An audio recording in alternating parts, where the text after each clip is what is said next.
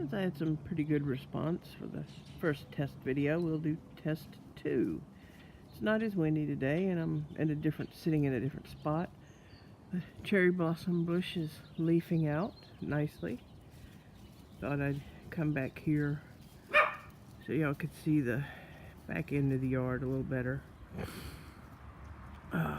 Pinones are coming up. The big leafy things are called naked ladies because you get all these leaves and then you get one flower. But when the flower blossoms, the leaves are gone. So it's just the flower, hence naked lady. I can't remember what these things are called. I'll have to ask John. Memory is a part of my chronic issues with my chronic illness and chronic pain. There's the those are teacup roses. They were here. Those bushes were here when I moved here in 2003. They were here longer before that. Some more pinones in the back. The maple tree that we have. Oh, squirrel. Let's see if I can do this. Where's the squirrel? Where's the squirrel? There it is. There's one of the little buggers that likes to torment the dogs and get them to bark. See? Happy squirrel. There's a couple of squirrels nest up in that tree. Okay, moving down slowly. She's an old maple tree too. She likes to drop branches on my clothesline and see how much it can take. Alright, there we go.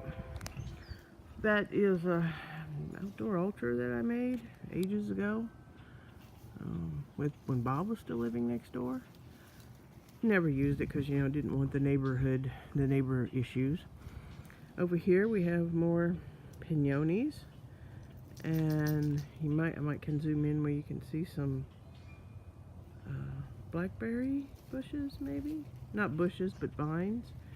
But pinones and more naked ladies behind them. My Rose of Sharon, which is behind it, hadn't started leafing yet. We also have an abundance of catnip. We started it in that barrel, and it has spread. Excuse the dolly. John hasn't unloaded these logs yet. From that barrel all around, and there's 2 of our compost bins, and behind that compost bin is a well-fed elderberry tree that some bird or squirrel planted in the yard. 4 or 5 years ago. That's the clothesline, excuse it. That's the lilac bush.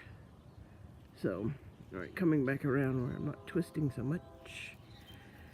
Trying to get clover to grow here. And all I get's that stuff. It comes up every year. John told me the name, again I forgot. But it doesn't have to be mowed, so I'm not worried about it. Okay, back slowly till I can turn and we can face. There we go. Hopefully nobody gets sick. Like I said, still practicing. Okay.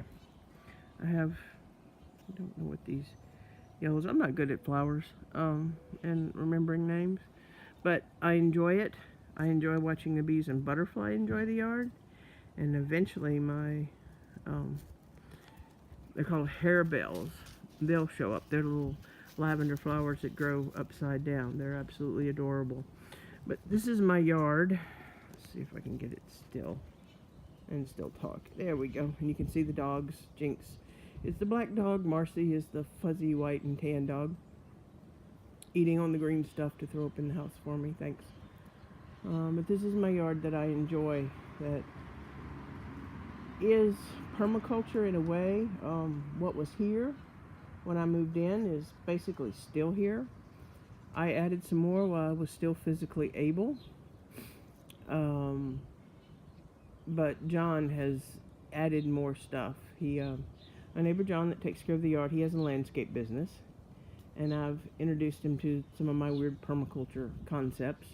So you'll see it more when I can make videos of the front, the easement in the front. Because, well, look at the maple tree. Stuff that other clients don't want in his yard, in their yard, instead of, you know, throwing them away or composting them, he brings them to our yard and puts them in that easement. So it doesn't have to be mowed, and I don't get fined by the city because they don't. If your grass gets over, I forget how many inches, and you don't mow it, even though it's technically the city's property, they will fine you. But if they got pretty flowers in it, they don't fine you, and they leave you the hell alone, which is exactly what I want. So I'm teaching John permaculture, and the logs, you'll see the raised bed under the is an oak tree that was at John's that I'm using for a raised bed, and I'm sitting on the logs that will be used by the one back up towards the house. That's another aspect I picked up from permaculture, and some of this is from my grandparents too. I'm just realizing how much of an influence my grandparents have on me and how I think now. Of course, you know, they say that happens as you get older. Well, I'm 54, so I guess it's happening. A few other things. You know, chronic illness and chronic pain kind of have you reevaluating things too, and particularly when it strips you of your identity and everything you can do, and you have to figure out how to remake it. Definitely narrows it down to a core thing, and gets rid of any extraneous drama and whatever. But enough of that, enough of rambling. It's one of the reasons I'm hesitant to do these videos, because I ramble all over the bloody place. I'll be in one place and my mind will jump to another. But anyway, at least I got to, oh, we'll do the squirrel again. Let's see, the squirrel is still up there. Let's get back up to the squirrel. Where are you, little squirrel? There you are. Yep, that's a juvenile doing its thing up there. So I love the little squirrels in the backyard. I know most people think they're annoying, but I enjoy them. Alright, enough of the video. Bye, y'all. Oops, slow down, don't give up.